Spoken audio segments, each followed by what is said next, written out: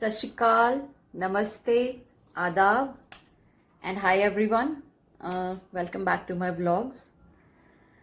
आज मन थोड़ा दुखी है। आज मेरा मन दुखी जो फार्मर्स का बिल पास हुआ है गवर्नमेंट की तरफ से, उसकी वजह से है। बहुत लोगों को ये चीज़ समझ में नहीं आ रही क्योंकि वो आम लोगों को कन्विंस करने की कोशिश कर रहे हैं कि ये आप फार्मर्स के फ़ायदे के लिए है। मैं एक किसान की बेटी हूँ ji. I am a very proud daughter of a farmer. और यकीन मानिए, इस बिल में कुछ भी ऐसा नहीं है जिसके लिए हम अपनी गवर्नमेंट और इस बिल पे प्राउड हो सकें।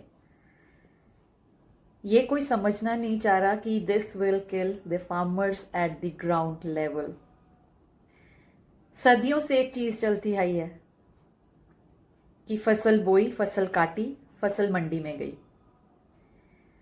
फसल को जो मिडिल मैन होता है, जिसको हम पंजाबी में आड़तिया बोलते हैं, इंग्लिश में हम मिडिल मैन बोलते हैं, हिंदी में भी आड़तिया ही बोलते होंगे। तो बेसिकली हम अपना जो फसल होता है उसको सेल ऑफ करते हैं।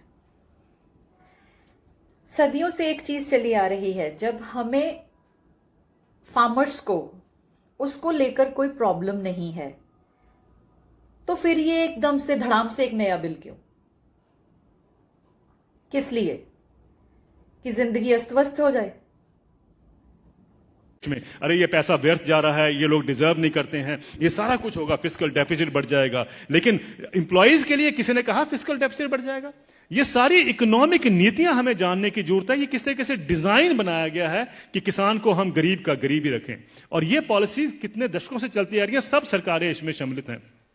अब आपका जो सवाल था कि ये क्या कारण है, इसका कोई बीच का रास्ता भी हो सकता है। बीच का रास्ता हम क्या ढूंढते हैं, मुझे एक छोटी सी बात बता दीजिए। जब आपका इनकम मिलती है, सातवां वेतन आयोग मिलता है या किसी को भी अपनी इनकम मिलती है, तो क्या कभी किसी ने सोचा है कभी किसान को कभी हाउस रेंट मिला हो, कभी एजुकेशन रेंट मिला हो, कभी हेल्थ अलाउंस मिला हो, कभी बच्चों के लिए मेडिकल अलाउंस मिला हो?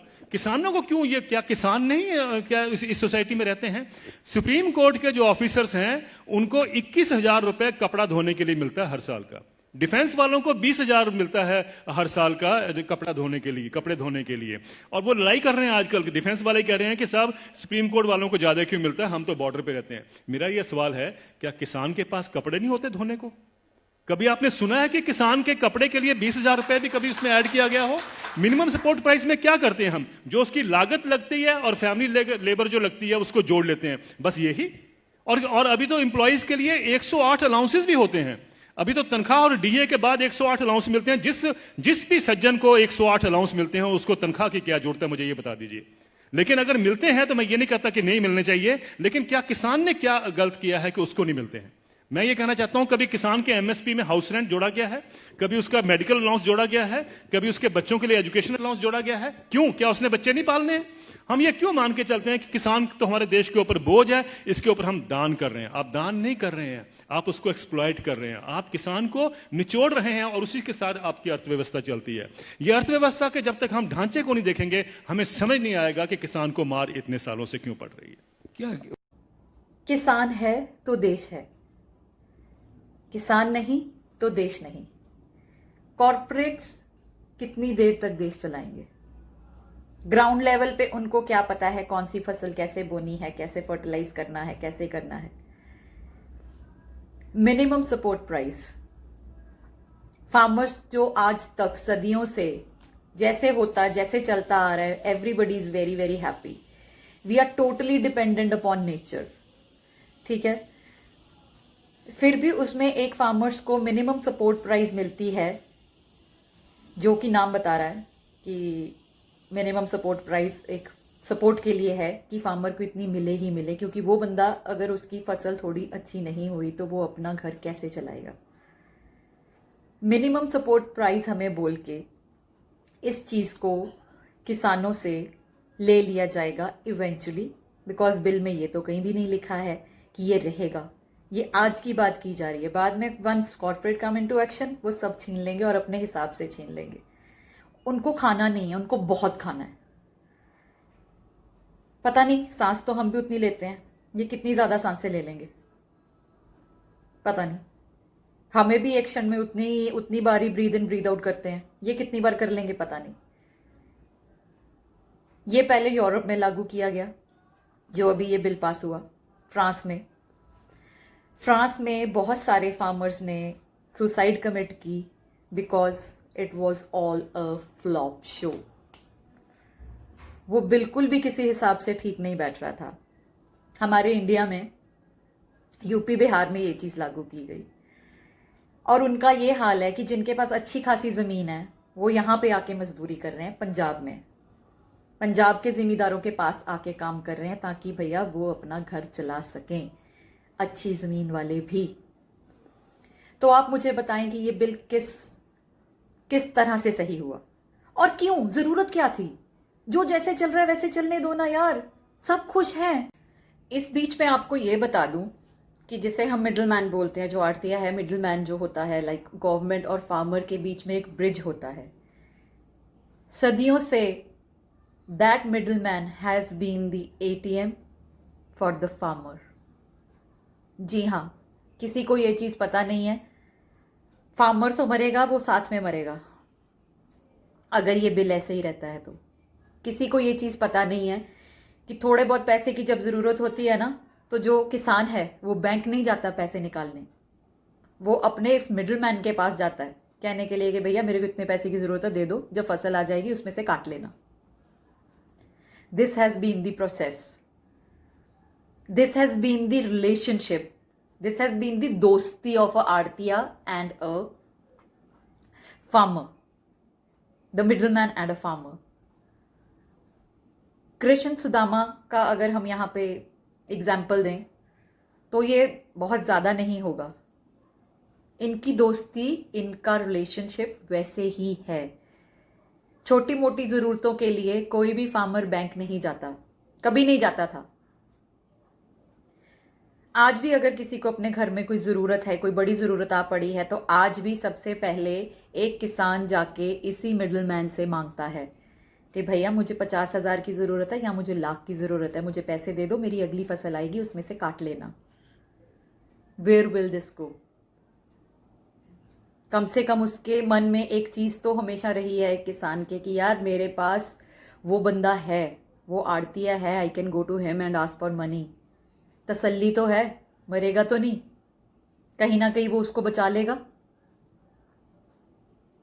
ये चीजें कहाँ जाएंगी बताइए? एक ट्रेडिशन की बात होती है, एक tradition with which everybody is happy, and I am so happy today because Punjabi singers and Punjabi stars have come to support the farmers today। जी हाँ, आज पूरा पंजाब तो बंद था ही, सम लेवल काफ़ी हद तक इंडिया भी बंद था इन सपोर्ट ऑफ फार्मर्स, क्योंकि उन्होंने धरने वगैरह दिए सारी जगह पे, and I am really happy. आज मैंने न्यूज़ में ये देखा कि what kind of relationship we have between us, it is only these politicians who kill it। आज मुसलमान भाई लोग किसानों की सपोर्ट में बाहर आए, खाना लेके, लंगर लेके। जी हाँ, they said even we are supporting the farmer, क्योंकि हम भी रोटी वहीं से खाते हैं। ये सिर्फ पॉलिटिशियन है जो बीच में आग लगाते हैं, बाकी हिंदू, मुस्लिम, सिख, ईसाई सब एक दूसरे के साथ बहुत खुश हैं यार, एवरीबडी इज हैप्पी। लेकिन ये एक छोटी सी चीज सरकार को समझ नहीं आती, क्योंकि फिर वो अपनी सत्ता कहां से चलाएंगे। लेकिन चलिए वो तो होगी पॉलिटिक्स की बात। ये बिल कैसे जरूरी हुआ जो हरेक छोटे किसान से लेके बड़े किसान से लेके छोटे व्यापारी से लेके बड़े व्यापारी तक को खत्म कर देगा? खुद सोचिए। कोविड आया, farming was the only thing which was doing okay, सारे बिजनेस डाउन द ड्रेन चले गए। every small business to big business, and let me tell you, every small to big business is supported by farming only from the ground level. Nobody's ready to understand this, and I don't understand why. मतलब इन चीजों में आके आपको क्यों उंगली करनी है जो सदियों से जैसे चल रहा है और सब खुश है यार, इन रिफॉर्म्स की जरूरत नहीं है. These reforms will only make a slave of a farmer. जी हां, पहले जब वो कुछ कर नहीं पाएगा, he will be left with no option but to sell his land. Land बेच देगा, यही कॉर्पोरेट लैंड खरीद लेंगे. लैंड खरीदने के बाद उसे अपना घर चलाने के लिए इन्हीं की यहां पे मजदूरी करनी होगी, नौकर बन के रहना होगा, स्लेव बन के रहना होगा. क्यों क्यों ये एक छोटी सी चीज इनको समझ में नहीं आ रही? आप किसी फार्मर की राय तो लो. बिल ऐसे कैसे पास हो गया? क्वेश्चन आंसर सेशन के बिना, क्वेश्चन आंसर आवर के बिना बिल कैसे पास हो गया? It has never happened before in a democratic country like India. तो मैं आज अपने ब्लॉग के जरिए आप सबको ये बताना चाहती हूं कि this bill is so uncalled for. The government has to cancel this. Nobody is happy. Nobody is happy. एक फार्मर जो अनपढ़ से लेके बहुत हाईली एजुकेटेड भी है, nobody is happy. क्यों ये हमारे ऊपर क्यों थोपा जा रहा है? क्यों ये किसानों के ऊपर ये चीज थोपी जा रही है कि भैया ऐसे ही करो? क्यों करो? छोटा व्यापारी मरेगा, किसान मरेगा, छोटा व्यापारी मरेगा, छोटा व्यापारी मरेगा, बड़ा व्यापारी मरेगा, बड़ा व्यापारी मरेगा. बस जो बड़े से बड़ा है ना, सो कॉल्ड कॉर्पोरेट, वही चलेगा, वही सांसें हमसे ज्यादा लेगा. क्योंकि भैया हम तो कम सांसें ले रहे हैं, हम तो इंसान नहीं है. तो प्लीज मेरी आप सबसे रिक्वेस्ट है कि सामने आए, अपनी सपोर्ट दिखाएं. Please do not kill the farmers. This is not about Punjab, this is about India as a whole. Please सामने आए, सपोर्ट दिखाएं. The bill is very very unsupportive, very very unsupportive. Thank you.